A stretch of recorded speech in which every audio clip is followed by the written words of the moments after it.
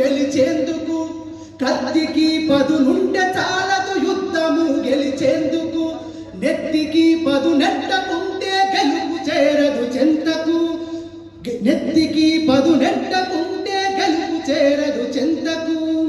అలసి ఓటమి ఒప్పుకుంటే అదే కదరా మరణము, అలసి ఓటమి ఒప్పుకుంటే అదే కదరా మరణము, పోరాడి మృత్యువు నలుగు కోరా పొందుతావ మరత్వము.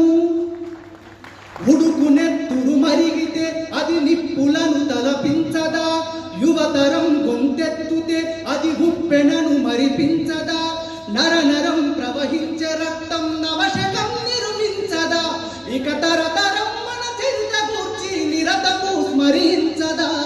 కత్తికి పదునుంటే చాలదు యుద్ధము గెలిచే